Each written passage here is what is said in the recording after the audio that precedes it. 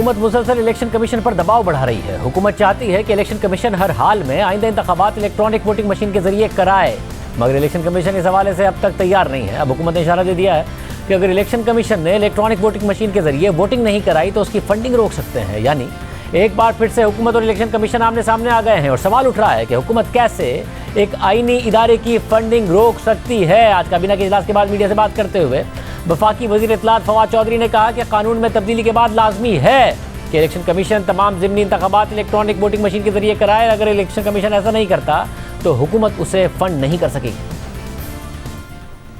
EVM के ऊपर एक अहम जो फैसला जो आज काबीना की तरफ से डिस्कस हुआ है वो ये है कि जो कानून में तब्दीली है उसके बाद इलेक्शन कमीशन को हम ये समझते हैं कि अगले तमाम जो अभी बाई इलेक्शंस हैं ये ईवीएम के ऊपर कराने लाजमी है। और अगर इलेक्शन ईवीएम के ऊपर नहीं होते तो एक नुक्ता नज़र ये है कि हुकूमत उसको फंड नहीं कर सकेगी, क्योंकि कानून सिर्फ ईवीएम के ऊपर इंतखाबात को मानता है।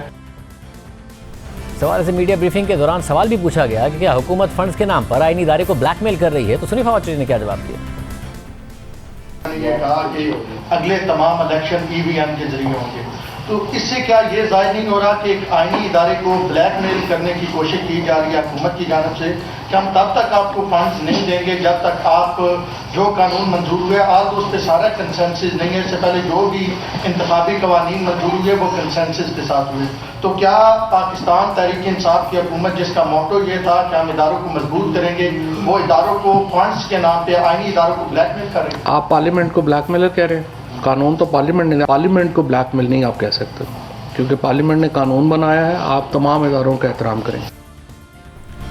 फवाद चौधरी के बयान पर हमने इलेक्शन कमीशन के तर्जुमान से मौक़िफ़ के लिए रब्ता किया तो उन्होंने इस हवाले से कोई मौक़िफ़ नहीं दिया, मगर इलेक्शन कमीशन ये इशारा दे चुका है कि इलेक्ट्रॉनिक वोटिंग मशीन के जरिए वोटिंग कराना मुश्किल होगा। द न्यूज़ में शाया होने वाली एडिट इन्वेस्टिगेशन अंसार अब्बासी की खबर के मुताबिक इलेक्शन कमीशन ने आला सतह की 3 कमेटियां तश्कील दे दी हैं, जिनका काम इस बात का जायज़ा लेना है कि आइंदा इंतखाबात में इलेक्ट्रॉनिक वोटिंग सिस्टम इस्तेमाल किया जा सकता है या नहीं। लेकिन अगर ये नामुमकिन नहीं तो इंतहाई मुश्किल ज़रूर लगता है। इलेक्शन कमीशन के ज़राए ने द न्यूज़ को बताया कि कमीशन पूरी कोशिश कर रहा है कि नए निज़ाम के तहत काम करे, लेकिन जल्दबाजी में इलेक्ट्रॉनिक वोटिंग सिस्टम पर मुंतकिल होना शायद मुमकिन ना हो। इलेक्शन कमीशन के सीनियर ज़राए का कहना था कि दीगर ममालिक को शुरू करने में ही कई साल लग गए थे, लेकिन हमसे तवक्को की जा रही है कि पूरी तरह इस सिस्टम पर 2 साल में मुंतकिल हो जाएं। खबर के मुताबिक इलेक्शन कमीशन के ज़राए का कहना है कि इलेक्शन कमीशन ने 2017 के ज़िमनी इलेक्शन में पायलट प्रोजेक्ट शुरू किया था ताकि इलेक्ट्रॉनिक वोटिंग सिस्टम का तजर्बा किया जा सके, और उसके बाद पार्लियामेंट में एक रिपोर्ट भी पेश की थी, लेकिन बदकिस्मती से उस पर कभी बहस ही नहीं की गई। और अब अचानक ही इदारे से तवक्को की जा रही है कि आइंदा इंतखाबात के दौरान मुल्क भर में इलेक्ट्रॉनिक वोटिंग सिस्टम लाई जाए।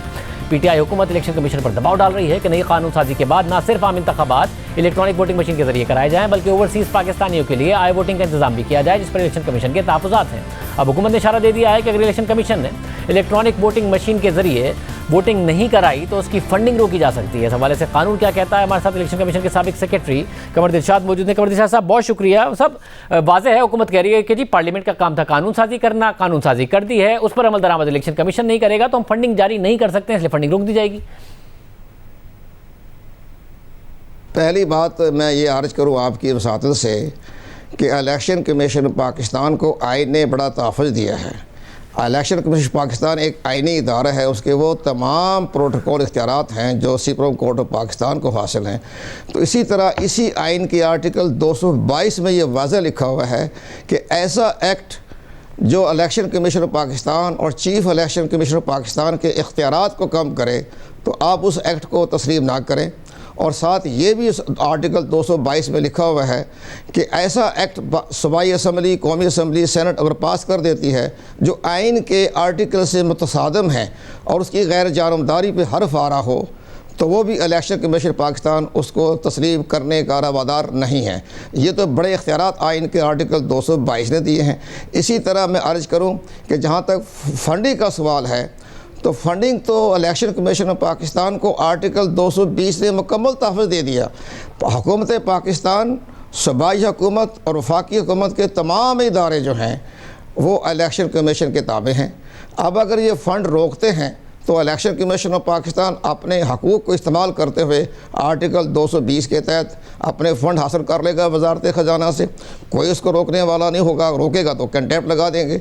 तो ये सारे मामलात ऐसे नहीं हैं। इलेक्शन कमीशन पाकिस्तान को आईने मुकम्मल तहफ़्फ़ुज़ दिया है। مطلب اگر قانون سازی ہو گئی اور وہ کسی عدالت سے اسٹرائک ڈاؤن بھی نہیں ہوتی ہے اور قانون موجود رہتا ہے اور پھر بھی الیکشن کمیشن اگر کہتا ہے ہم نہیں کر سکتے یہ کام، تو بھی ان کی فنڈنگ نہیں روکی جا سکتی آئینی طور پر؟ نہیں جناب، آئین کے آرٹیکل 220 کے تحت کوئی ادارہ الیکشن کمیشن پاکستان کے فنڈز روکنے کا مجاز نہیں ہے۔